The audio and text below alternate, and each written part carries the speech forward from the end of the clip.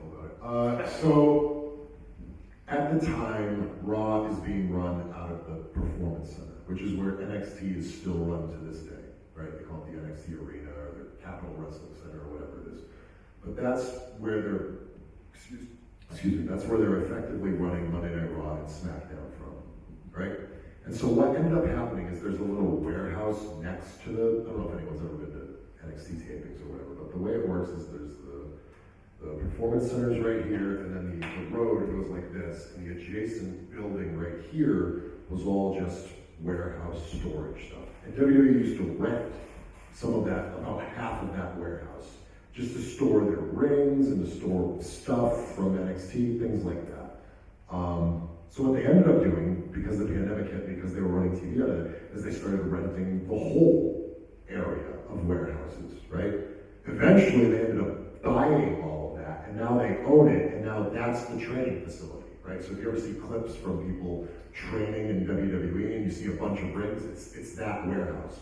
And at the time, those training rings weren't there, but they were renting the whole of the building.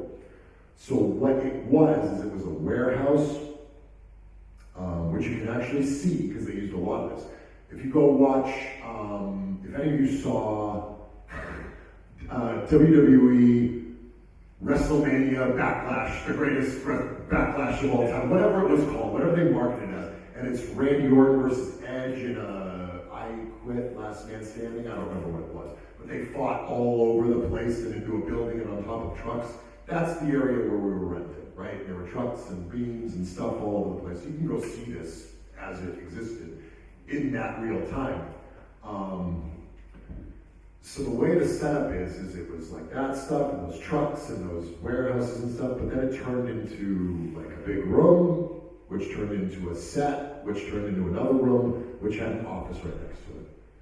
So it's kind of like the stages to like getting to the final boss. Like you would enter one room and you'd be like, okay, here's the SmackDown set, and then you'd enter another room and you're like, oh, here's a production meeting. And then you'd enter another room and you'd be like, there's Vince, and he's sitting at his table.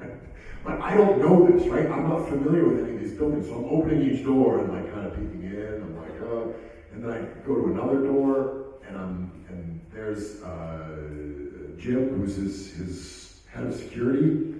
So I'm like, hey, is Vince in there? And he's like, yes. And I don't know what's behind this door, right? I'm like, can I go in? He's like, yeah, sure. So I go in and I poke my head in, and it's this huge production meeting. There's like 20 like writers and producers, and Vince is sitting at a table. I've never met any of these people before, and they don't know who I am. So I'm just standing there awkwardly, and everyone's looking at me, and they're trying to have their production meeting or whatever, and now I'm like, oh no, I'm committed to standing in this room now. I can't just like sneak out and then sneak back in.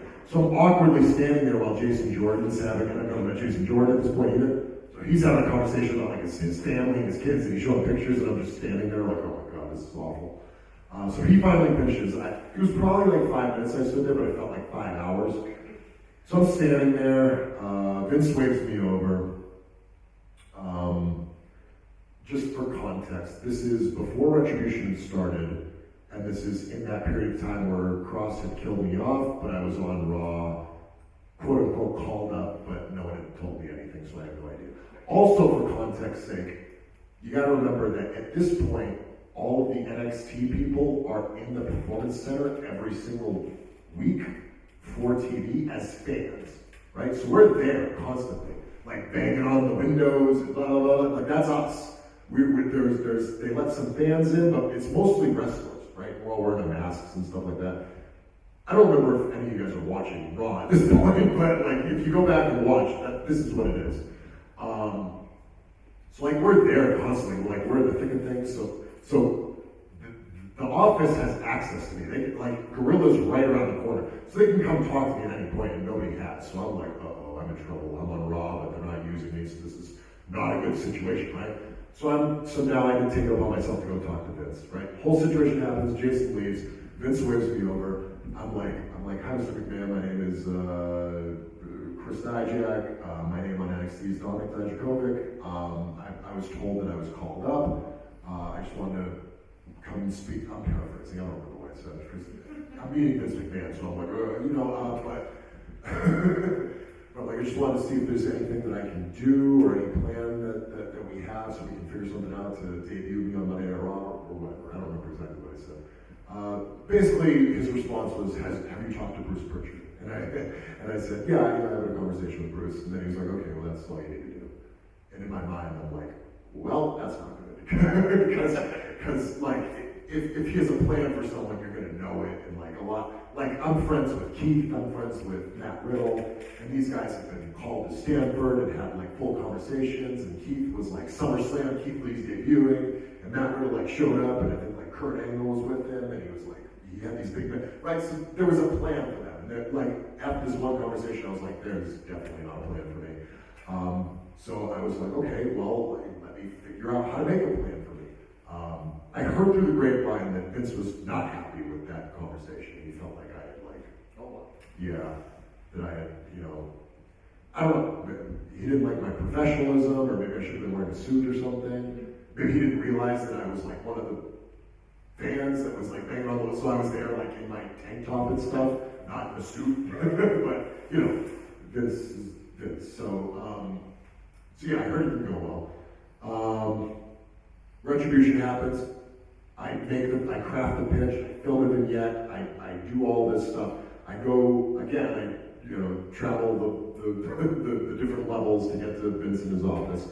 I show him the video, I give him the pitch, I've printed it all out, it's very, very professional, it's in a nice binder, it's laminated, it's all this nice stuff.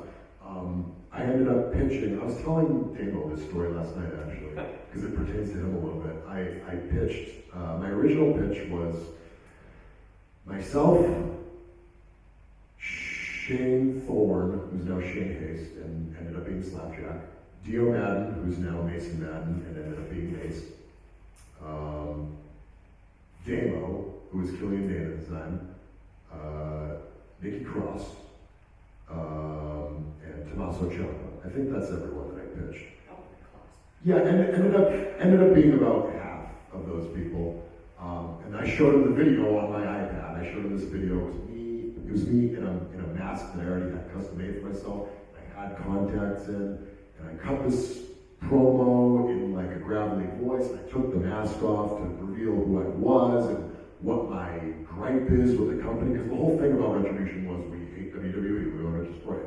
So I was populating that with characters who, in kayfabe, I felt wanted to destroy WWE and had reasons to do so. And that was my pitch to him. So he watches the whole thing, he looks at the thing, he gives me a 5-minute speech about professionalism. But yeah, that's what he was like, all right, you can't, I'm not even gonna go into it. It was a 5-minute speech about professionalism. So I left, and I was like, okay,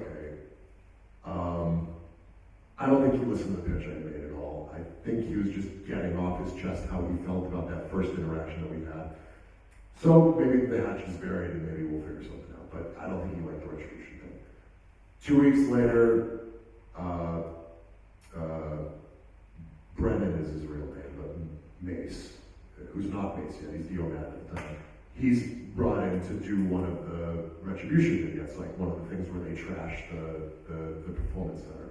And I said, oh, interesting timing there, that's good, I'm happy for him.